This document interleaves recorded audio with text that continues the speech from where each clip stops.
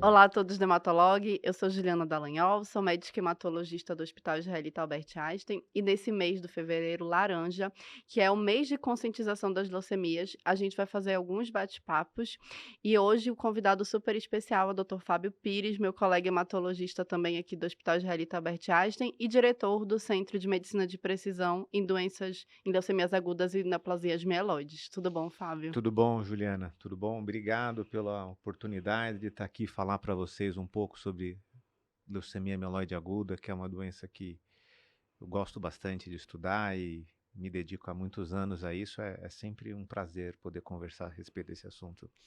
E o primeiro tópico que a gente trouxe é um tópico que há muito tempo a gente tem interesse, a gente discute sobre terapias-alvos em leucemia mieloide aguda e como isso pode melhorar os desfechos. Então, acho que a gente pode começar a fazer aí um passeio, uma viagem sobre cada droga e qual o cenário que a gente deveria usar. Uhum. Inclusive, drogas que a gente ainda não tem disponível no Brasil, mas já são aprovadas no FDA e no EMA, mas que em breve talvez a gente já tenha alguma coisa aqui no Brasil. Acho que a gente podia começar com a vitamina V, o venetoclax. Como ele mudou os desfechos, acho que, a gente podia falar um pouquinho aí do VLA e do tratamento nos pacientes não elegíveis à quimioterapia intensiva, e que são tratados aí no diagnóstico, em primeira linha. É. Não, o venetoclax, famosa vitamina V, como você diz, é uma droga muito importante, né? Porque ele é um derivado do navitoclax, que é um inibidor de BCL2 e BCL-XL, que foi desenvolvido anos antes para leucemia, foi estudado inicialmente para leucemia linfóide crônica, o desenvolvimento dele acabou sendo interrompido, e aí foram para o venetoclax, e aí viram que o venetoclax funcionava em LLC, mas ele também funcionava muito em LMA. E o primeiro estudo foi um estudo apenas em pacientes com leucemia recidivada refratária, o venetoclax como agente isolado, viram algum sinal de eficácia, e depois passaram para os estudos fase 1/2, combinando com azacitidina ou Aracê em baixas doses ou decitabina em pacientes com LMA idosos não elegíveis para quimio intensiva, e depois vieram os famosos estudos fase 3, o VIALE-A, que você falou muito bem, que é o que combinou ASA mais Veneto versus ASA em pacientes idosos não elegíveis para quimio intensiva, e o VIALE-C, que é a mesma coisa, só que combinando com citarabina em baixas doses.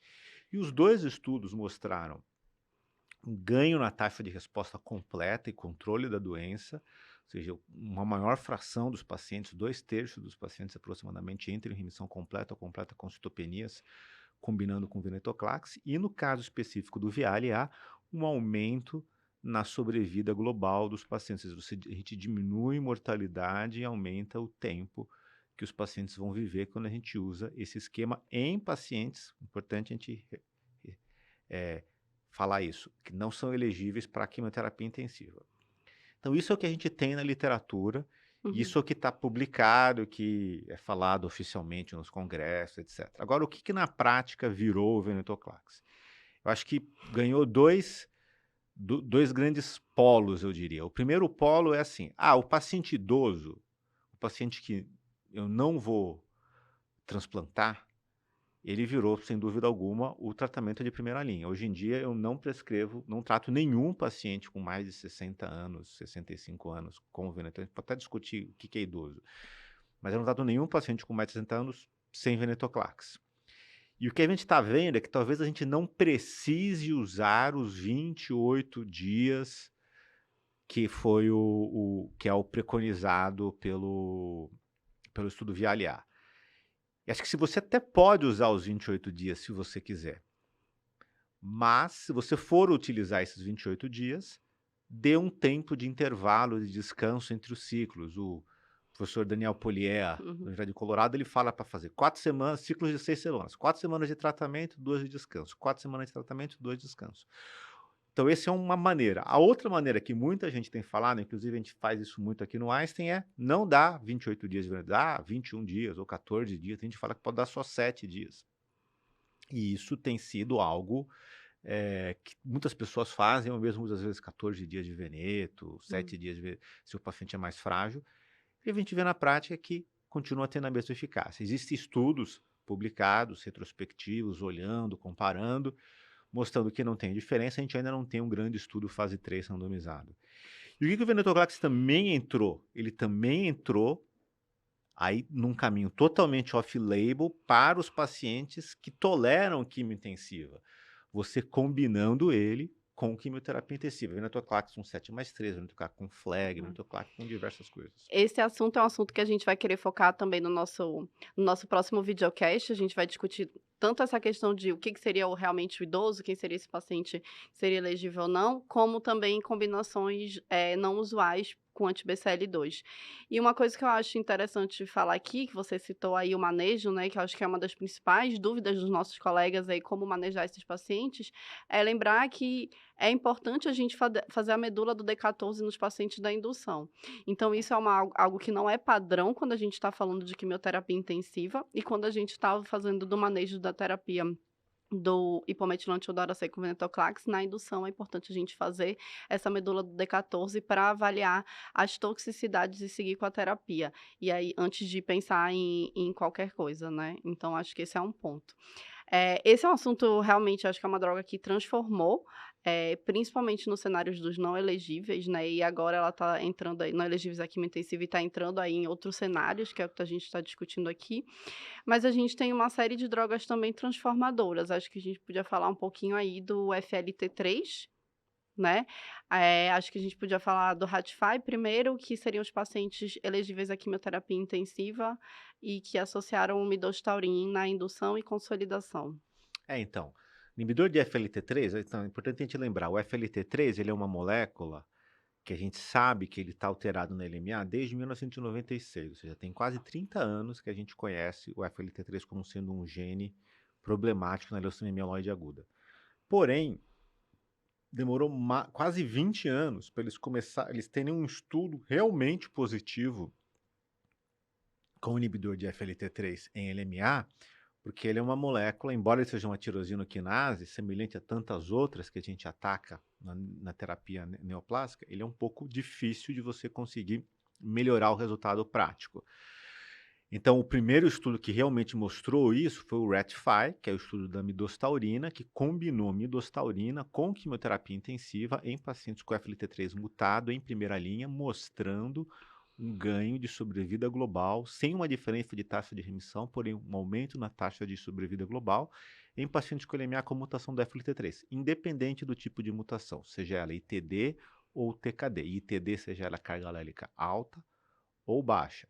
Esse estudo ele foi um estudo que demorou muito tempo para ele ser publicado, porque eles demoraram muito tempo para conseguir fazer o estudo, porque eles precisavam recrutar o paciente, ver se o cara tinha mutação do FLT3 e aí sim randomizá-lo. Uhum. Então eles, no final, tiveram que recrutar muito mais pessoas do que realmente efetivamente participaram do estudo, como era um estudo fase 3, o N deles foi grande.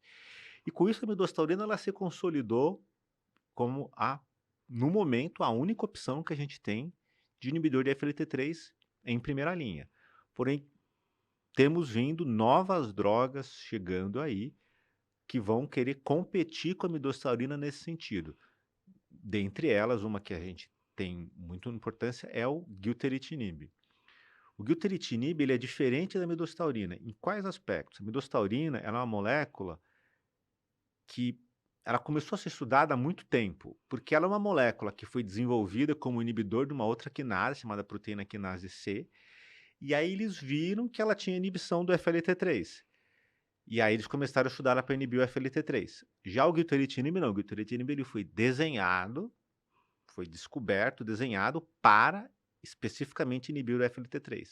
Então a gente começa aí vendo uma diferença. O gilteritinib é um pouco mais potente que a midostaurina, e ele tem eficácia como agente isolado, versus a midostaurina, que ela é uma droga que você tem que combinar ela com quimioterapia. Não adianta você dar a midostaurina isoladamente, que não vai ter muito efeito com o paciente. Agora, o que é melhor em primeira linha, combinado com quimioterapia? Vocês poderiam até pensar no que eu estou falando, que é melhor dar sim, da gilteritinib, porém a gente não sabe, e muitas vezes Uhum. o que parece ser óbvio na medicina quando a gente faz um estudo randomizado, às vezes não é tão óbvio assim. Tem várias questões aí. Mas são os grandes inibidores que a gente tem à mão que é o gilteritinib, que é para uso em recidivado refratário, e a midostaurina, que é para uso em primeira linha, combinado com quimioterapia intensiva. E acho que alguns pontos interessantes que eu queria lembrar aqui quando a gente está falando aí do estudo Admiral, que viu o gilteritinib como aprovou essa molécula no cenário do recaído refratário, a gente tem que lembrar o seguinte: aqui no Brasil a gente tem uma grande dificuldade de acesso aos métodos moleculares tanto no diagnóstico quanto na recaída do nosso paciente. Mas levando em consideração a saúde suplementar, que é um cenário que a gente consegue dar drogas que estão regulamentadas, a gente precisa sempre, em frente de um paciente recaído refratário, avaliar o FLT3 desse paciente, porque se a gente não faz isso, a gente está deixando de dar uma medicação que tem uma importância nas taxas de respostas e, sobretudo, levar esse paciente para transplante se ele for elegível. Uhum. Então, a gente não pode esquecer desse cenário nunca, esse é um cenário muito importante. E quando a gente está falando dos pacientes que são inelegíveis à quimioterapia intensiva, esses pacientes eles têm uma taxa de resposta global muito pior, né. Então é importante a gente pensar em estratégias que a gente vai conseguir dar menos toxicidade para esses pacientes, e as terapias orais são situações importantes para eles. Outra droga que eu queria falar que, foi aprovada recentemente pelo FDA, que também ficou patinando muito tempo para conseguir uma aprovação, foi o quizartinib, né. Então, o quizartinib ele não é uma molécula, um inibidor de FLT3 do tipo 1 e do tipo 2, então ele é específico para paciente com TKD, ele não serve para paciente com ITD, e o motivo dele não ter sido aprovado pelo FDA e pelo EMA no primeiro cenário, foi que ele teve uma toxicidade muito importante, sobretudo no que a gente tange no cenário cardiológico dos pacientes. Intervalo QT, não é? Intervalo QT bem Uhum. prolongado. E aí ele era aprovado só no Japão, o que eu achava bem curioso, uma droga ser aprovada no Japão e não ser aprovada aí nos outros órgãos regulatórios. E recentemente ele conseguiu mostrar que ele tem, um efeito importante associado com quimioterapia intensiva para taxas de resposta global dos pacientes, e com isso eles conseguiram aprovação no cenário, de indução dos pacientes. Ainda acho que a gente precisa entender bem aonde a gente vai colocar essa nova molécula, se é que ela vai chegar aqui no Brasil, mas eu acho que é um dado interessante da gente trazer. O estudo do quizartinib, ele é um estudo, eu acho um pouco delicado, porque quando ele foi feito, eles no braço controle, eles não tinham nenhum inibidor de FLT3, e a gente Hum, já tinha dados da midostaurina como sendo uma opção eficaz. Então, fez-se uma série de questionamentos se era correto a gente, o paciente ele ser randomizado num estudo desse, já que já não havia um uma dúvida, uma incerteza clínica de que que você deveria dar um inibidor de FLT3 combinado com quimioterapia intensiva. Tem um estudo agora que está sendo feito, se eu não me engano, é um estudo feito pelos alemães, que é um estudo randomizado. Esse estudo vai comparar o quizartinib, perdão, o gilteritinib com a midostaurina em primeira linha, ambos combinados com quimioterapia intensiva. E aí a gente vai ver qual que vai ser o melhor deles, esse vai ser um desfecho interessante. se algum deles é superior ao É, outro ou não. E mas tem a perdão, e tem uma outra droga que também estava esquecendo, que é o sorafenib, que é. não é aprovado para LMA, mas ele, semelhante ao quizartinib, ele também tem uma eficácia apenas para o ITD, mas ele também funciona especialmente no cenário pós-transplante. É. Esse é o es Tem 2 grandes estudos, né, um francês e um alemão, né, e que é o que conseguiu que tenha uma dentro do guideline do WebMT, né, então de novo não é uma aprovação Uhum, EMA, é diferente, é dentro do guideline, eles sugerem então que é uma opção você fazer uma manutenção com o sorafenib, uhum. baseado nesse estudo. Mas particularmente eu acho uma droga bem tóxica, assim, em termos de manejo, eu acho bem mais tóxico, e aqui a gente tem 2 boas opções, que seriam midostaurina de teretinib, a depender do que o Uhum. paciente fez na linha que o levou ao transplante como manutenção. A gente já usou muito a sorafenib no passado, mas era numa época que a gente não tinha nada, era a Sim. única droga que a gente tinha disponível. Eu acho que hoje, embora a gente tenha essa evidência, ele é uma molécula que a gente não tem uma aprovação de bula, então o acesso fica E o sempre um alerta pouco mais GVHD, complicado. né, ele aumenta muito o GVHD agudo e crônico nos Uhum. pacientes, então nos fase se eu não me engano, no estudo é fase 2, né, não. É um randomizado fase 2. Isso. Então ele tem esse alerta do GVHD.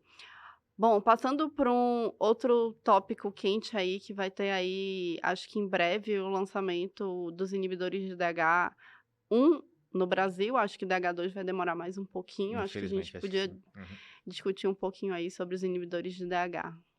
Então, claro, os inibidores de DH, tanto um quanto 2, são inibidores de hidrocitrato desidrogenase. Então, o que que é hidrocitrato desidrogenase? É uma enzima cuja função é transformar o isocitrato numa molécula chamada alfa-cetoglutarato. O que que as mutações dessas enzimas que ocorrem na LMA fazem?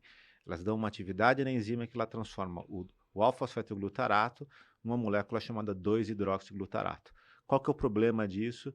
O aumento de 2-hidroxiglutarato, a diminuição de alfa-fetoglutarato vai bloquear vias epigenéticas importantes para a manutenção do estado de metilação da célula. Então, mutação de DH1 e DH2 altera a epigenética da célula. Como ela, semelhante ao FLT3, é uma enzima, eles falam assim, vamos tentar desenvolver uma molécula para inibir essa enzima. E a gente tem diferentes inibidores de DH, tanto 1 quanto 2 de desenvolvimento. O primeiro que a gente tem é o estudo, o primeiro que a gente tem, que acho que a gente está mais próximo de chegar no Brasil, é o ivosidenib, Uhum. que é um inibidor específico de DH1, e ele foi feito um estudo, o estudo Agile, comparado ASA mais IVO versus ASA, mostrou um ganho de sobrevida global com o uso de IVO mais ASA em primeira linha em pacientes, aí é que é a questão difícil, em pacientes com LMA não elegíveis para quimioterapia intensiva que tivessem a mutação do IDH1. Por que fica complicado? Bom, esse estudo ele foi feito um pouquinho depois do VLA. Hum. E quando sai o resultado do VLA, o estudo já estava a todo vapor acontecendo. Então, até entendo, quando o estudo foi desenhado e feito, a gente ainda não tinha dado do venetoclax. Mas agora que a gente tem, fica a questão. O venetoclax, ele é uma molécula que, na presença de sinais, na presença da mutação do IDH1, ou especialmente da IDH2, a célula é mais sensível ao venetoclax. Então, talvez a gente, frente a uma mutação de IDH1, talvez a gente tenha, com o que a gente já está acostumado, asa mais veneto, um resultado muito bom. E aí fica o questionamento. Teria espaço para a gente usar asa mais ivosidenib? O que a gente tem de evidência? Parece que, em comparações feitas cross-trial, ou seja, comparações que a gente sempre tem que ter muito pé atrás, É. parece, Ressalvas. ressalvas, parece que Ressalvas. asa mais ivo é superior a asa mais vem para IDH1 mutado. Uhum. E a outra questão tem a questão que tem a ver com toxicidade. Parece que, assim, ivosidenib, diferente de venetoclax, não está muito associado com Uhum. citopenias, é uma toxicidade mais de síndrome de diferenciação. Então, talvez asa mais ivo seja, baseado no pouco de informação que a gente tenha, melhor do que asa mais vem. Mas, na verdade, o que eu gostaria de fazer seria não dar asa e dar ivo mais vem e esquecer a aracididina e tratar uma LMA com mutação no IDH1 só com comprimido. Aí seria o cenário ideal. Muito bom. Eu acho que lembrando que é em torno de 7% dos pacientes que vão ser elegíveis a essa terapia, né, então é bem nichado. Eu acho que a gente vai ter uma experiência bem interessante aí com a droga, mas a gente tem que ter acesso ao teste molecular, Sim, senão não senão adianta nada. a gente não vai conseguir ter experiência como a gente gostaria, né. É. E aí tem, outro inibidor de DH1 em desenvolvimento que ainda não foi aprovado pelos órgãos regulatórios, Tem, eu não lembro o nome dele, começa com O, mas eu não tô lembrando hoje. eh, e que eu realmente não sei o detalhes sobre comparação, com o ivosidenib. E a gente tem aí o inibidor de DH2 também nesse mesmo cenário, que acredito que vai vir bem em breve aqui pro Brasil.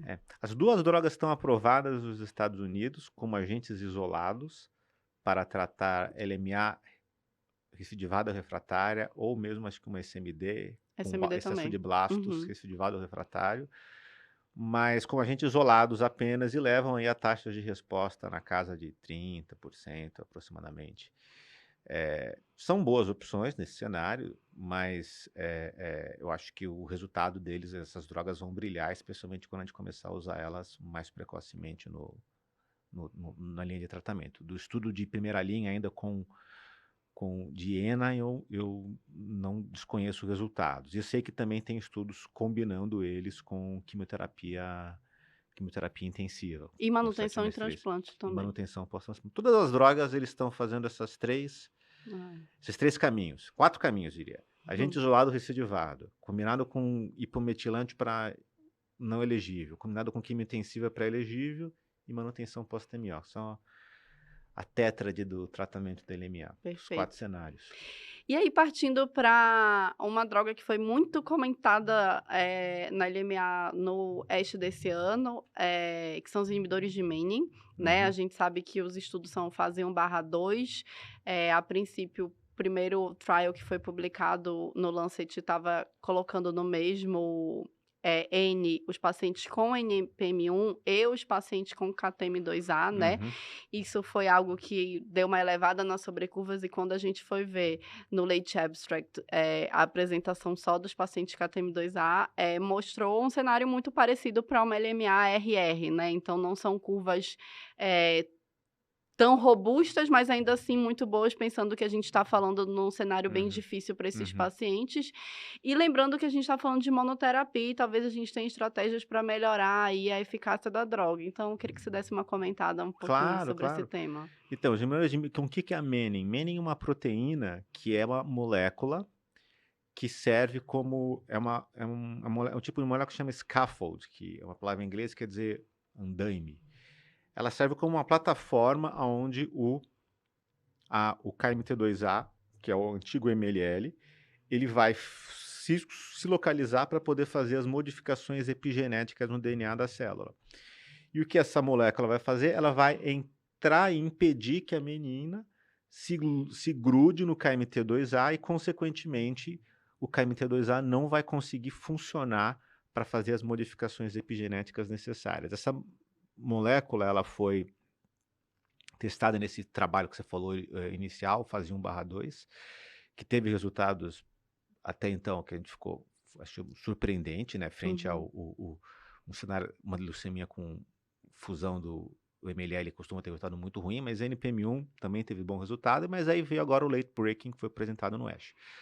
Os resultados são bons, eu diria, para uma droga que é específica para a fusão do KMT2A, não são os resultados de taxa de resposta completa extremamente elevados, porém, se você comparar, é mais ou menos parecido com o que a gente obteve com o venetoclax, agente isolado. Uhum. O fato dela ter uma atividade, ter algum grau de atividade isoladamente, num cenário de uma doença recidivária refratária, para mim é bom o suficiente para eu falar, não, isso aqui é uma coisa que tem que ser mais estudado. Agora, eu não acho que ele vai brilhar no sentido de nesse cenário específico. Acho que essa droga, o grande papel dela vai ser combinar com alguma coisa numa terapia de primeira linha. E o que é muito importante? Na mesma edição que foi publicado o trabalho original do KMT2A, saiu um trabalho que eles fizeram uma análise genética dos pacientes que tinham recidiva ao uso de inibidor de menin. E o que eles viram? Que os pacientes que tinham recidiva no inibidor de menin, eles começavam a apresentar mutações na molécula menin, para ela criar Um resistência ao escape uso. clonal, né? Um escape clonal. E Uhum. por que isso é muito importante? Isso é importante porque diz o quê? A célula, ela está falando o quê com isso para a gente? Eu preciso disso aqui. Uhum. Não é que eu consigo utilizar uma outra via em paralelo, porque muitas vezes o FLT3, o cara adquire uma mutação numa outra via e desencana. Aqui não, aqui ela está falando, eu preciso disso aqui para eu continuar sobrevivendo. Então ela vai tentar, e como a gente tem histórico já de 20 anos de inibidor para BCR, ABL e LMC, que fica esse jogo de gato e rato, desenvolve um, depois desenvolve outro, eu acredito que vão se desenvolver novos inibidores de menin, a gente está começando a ver a história dessas moléculas, eu acho que elas têm um futuro promissor. Agora, novamente, fazendo o eco que você falou, é um nicho pequeno de pacientes e a gente precisa do teste genético, um FISH, uma boa cariótipo, Sim, senão não adianta nada, a gente não vai conseguir fazer. perfeito. Tem uma outra molécula oral aí que a gente tem aprovação dos órgãos regulatórios no exterior. A gente chegou a ter o trial aberto aqui no Brasil, mas a gente ainda não tem ela aprovada, que é o Azoral. É um cenário extremamente, eh, específico, né, porque é o paciente que não deveria ir para transplante, fica com uma manutenção, sendo que a gente tem uma série de outras moléculas aí que a gente está falando que já tem um papel mais comprovado. Então, assim, você acha que é uma molécula que a gente espera que venha, que você usaria em algum cenário específico? Uhum. Olha, eh, o Azoral, do jeito que tá, não me anima muito, pelos seguintes motivos. O estudo que levou à aprovação dele não é um estudo que eu considero um estudo muito bom. Uhum. Os motivos são dois. Número um, esse paciente que eles estão falando é um paciente que não existe mais. Um paciente que eu dou quimioterapia intensiva, mas eu não considero levar ele para transplante. Já era meio esquisito naquela época. Hoje em dia, com o venetoclax, ficou mais. E o segundo, que é um estudo que ele tem um problema de desenho, porque eles falavam assim: não, os pacientes que o paciente ele podia ser randomizado após a indução, e aí ele poderia receber 1, 2 ou 3 ciclos de cofolilação ou nenhum ciclo de cofolilação. Então, possivelmente, no braço controle, nós temos pacientes que receberam pouco tratamento quimioterápico. Então, eu acho que carece aí de uma análise, de um outro estudo neste cenário de manutenção. O que poderia ser útil, o Azoral? Poderia ser útil para o paciente não elegível à Sim. quimio-intensiva, combinado com venetoclax, etc. Só que tem uma questão toda aí. A azacitidina oral, ela não é. A gente não pode transportar o resultado de asa subcutâneo para asa oral. Teria que fazer um Não teve estudo. Não teve equivalência. equivalência. Teria que Uhum. fazer um estudo dizendo. Existe uma outra droga que é a decitabina oral. Essa é a mesma molécula É. combinada com o inibidor de degradação de decitabina oral, porque tem uma enzima que degrada decitabina no Uhum. nosso trato digestivo. Eles dão a decitabina com o inibidor dessa enzima, e aí sim parece que é a mesma coisa. Então, neste cenário, eu acho que a decitabina oral ela está mais avançada que a asa oral. Mas se chegar estudos no futuro e forem feitos mostrando que o Anureg, que é a dacidina oral, com o venetoclax, é a mesma coisa que a dacidina subcutânea com o venetoclax, eu acho que vai ser para o paciente, vai ser um conforto muito grande, ele É. tratar só com comprimidos, etc. Especialmente quando está numa fase mais de ficar fazendo tratamentos de manutenção. Mas acho que ainda tem um chãozinho até chegar lá. Sim. E a decitabina oral, só lembrando, né, ela ainda não está aprovada por nenhum órgão regulatório, né, esse estudo, a princípio, foi iniciado pelo grupo chinês e agora está em expansão, né. Uhum. Outra molécula que não é oral, que é subcutânea, tem aprovação e que a gente não sabe exatamente onde coloca no fluxograma terapêutico dos pacientes, é o Glasdegib, né, o Ah, inibidor é. da via do Hancock. Ele veio num cenário que a gente eram que as doenças mieloides leucemias eram órfãos de pai e mãe, né, a Uhum. gente só tinha 3+7, eles conseguiram uma aprovação. Mas, enfim, eu acho que é sempre importante a gente estar falando aqui de coisas que surgiram, é importante a gente comentar dessa O molécula. Glasdegib ele é um inibidor da via do Hedgehog, que é uma via importante para a manutenção do fenótipo de stemness, de célula-tronco imatura, mas ele foi aprovado com base num estudo fase 2 randomizado, um estudo pequeno, isso é uma era pré-Veneto. Eu acho que ainda. Eu não desconsideraria ele por completo, mas eu acho que a gente não. Se ele fosse aprovado hoje no Brasil, eu não. Para que eu prescreveria isso? Sim. Entendeu? Assim, então acho que ele precisa ainda ter mais estudo, mais. Entendeu qual é o nicho dele, Se exatamente. tem algum papel específico, Isso. fazer um estudo mais robusto, com fase 3 talvez, em cenário. Será que ele funciona em quem é veneto recidivado? Será que combinado com venetoclax ele acrescenta alguma coisa? Então, eu acho que esse seria o cenário onde eu precisaria o Glasdegib ser mais estudado. Mas o que é positivo, veja, a gente discutiu várias drogas aqui, Uhum. é, inibidores de DH, inibidores de FLT3, inibidores de BCL2, inibidores de menina, inibidor de Hedgehog. Se a gente fosse gravar esse episódio há 10 anos atrás, eu ia falar para você de inibidor de FLT3 de olha lá. É, é Não tinha bem isso. nada, né? É bem isso. É animador, é bem É, animador. é. E outra droga que eu sinto falta da gente não ter disponível é CPX 341. 351. 351. Uhum, Oh, meu Deus. uhum. Que é o combinado com Que é aquela lipossomo É combinado com citarapina e citarabina Downo em lipossomal. lipossomal, E que a com gente vai uma usar dose mais equivalente. nos pacientes que são com neoplasia mieloide relacionada terapêutica e os pacientes que evoluíram De uma para SMD, de uma SMD e que tem uma boa taxa de resposta, mas lembrando que eles não funcionam para pacientes não elegíveis à quimioterapia intensiva. Então tem que ser um paciente com um perfil de performance status melhor, né? É.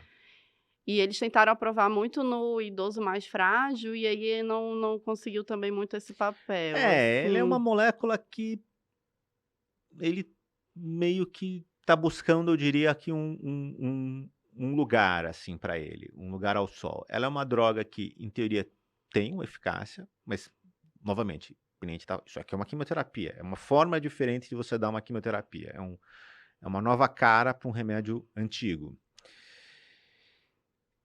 Aparentemente, mostrou ser superior a uma quimioterapia convencional nessa subpopulação de pacientes que você falou aí, que são os pacientes com neoplasia secundária, a químio ou com histórico prévio de SMD, mas isso também é meio que numa era pré-venetoclax. E surgiram várias análises secundárias, estudos de vida real, feitos depois, que questionam se realmente ele é mais eficaz e que falam que, na verdade, ele pode ser bem tóxico. Tanto Uhum. que estudos que combinaram CPX-35 com venetoclax, eles têm que dar doses bem reduzidas de venetoclax, porque a toxicidade ela é maior.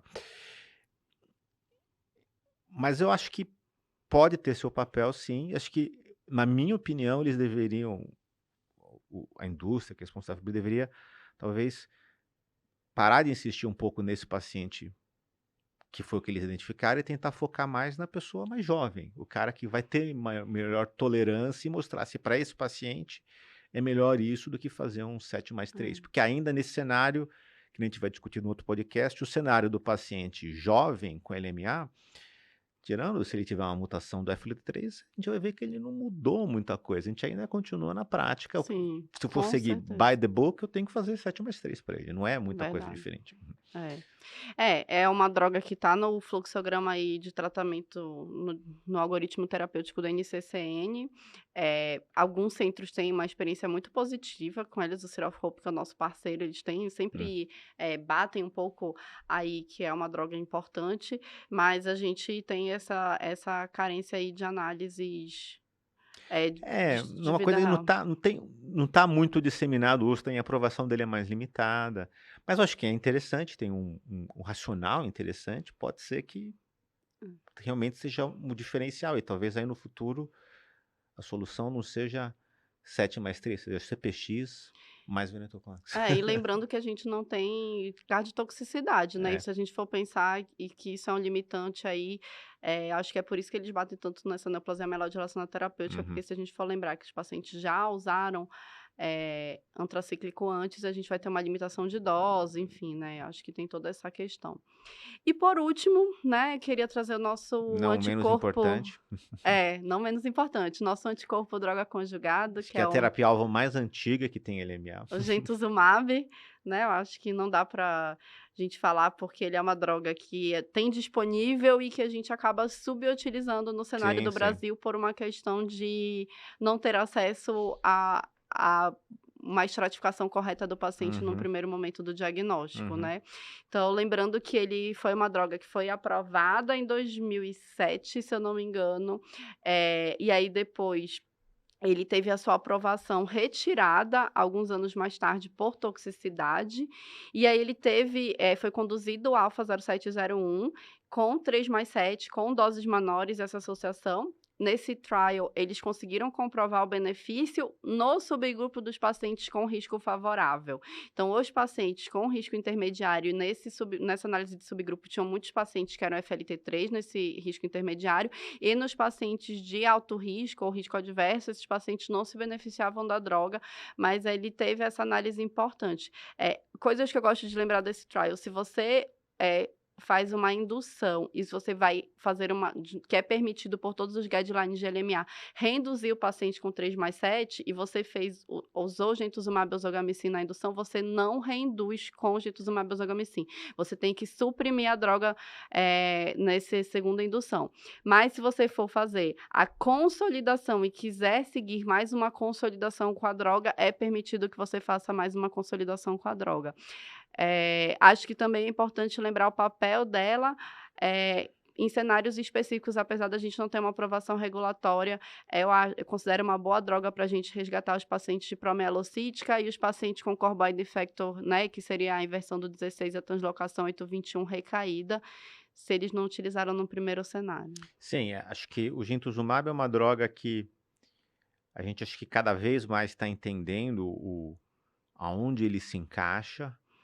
E acho que o que ficou claro nesse estudo do Alpha 701, eles fizeram alguns estudos correlatos, mostrando que existe uma relação da densidade de expressão do CD33, que é a molécula que o gintuzumab ataca, se direciona, com a resposta. Então, quanto maior a expressão de CD33, maior a probabilidade do paciente responder. Até um estudo que foi publicado na Blood, eles falavam que parece que o nível de corte era 70%. Isso. 70% dos blastos expressa o CD33, esse paciente ele vai ter uma maior probabilidade de responder. E aí o que casa com o que você está falando, que se a gente for olhar quem são os pacientes que expressam o CD33 em uma maior frequência, maior intensidade, são os pacientes com LMA um pouco mais amadurecida, vamos dizer assim, entre aspas. O Core Binding Factor, o promielocítica, talvez o NPM1. E tem muito estudo com gintuzumab, alguns estudos eles se contradizem, mas acho que a mensagem que ficaria do gintuzumab número 1, acho que tem que usar se você está lidando com um paciente com risco mais favorável, ou o risco mais intermediário, ok, também utilizar. O risco desfavorável, parece que ele não funciona. Número 2, não dá muito da droga, quanto menos você der, parece que é melhor, então você der... Alguma coisa é melhor do que zero, mas dá muito... Não é bom. Não é bom, porque aumenta a toxicidade. Então você tem que usar um pouquinho. E a dose parece que o ideal é alguma coisa entre 3 a 6 miligramas por metro quadrado. Esses pontos que você mencionou, acho que são super relevantes, não evitar de ficar repetindo.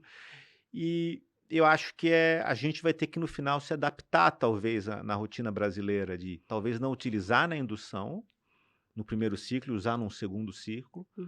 Ou, se você quiser fazer o que às vezes a gente faz, que eu faço às vezes na prática, é assim, ver a expressão de CD33. Se for muito alta, considero utilizar o gintuzumab numa primeira indução, porque em geral a gente tem imunofeno mais rápida do que ter os testes genéticos. Mas tudo isso, novamente, não é uma coisa que dá para você fazer se você está tratando LMA só com citoquímica. Você precisa ter imunofenotipagem, você precisa ter um exame genético bem feito e tal, para depois confirmar tudo. Isso tudo é super relevante. Legal. Gente, eu agradeço muito a presença do Fábio, agradeço essa oportunidade de discutir leucemia mieloide aguda e o que a gente tem de novo. Eu espero que vocês gostem dos nossos vídeos especial Fevereiro Laranja e até o próximo videocast do Hematolog.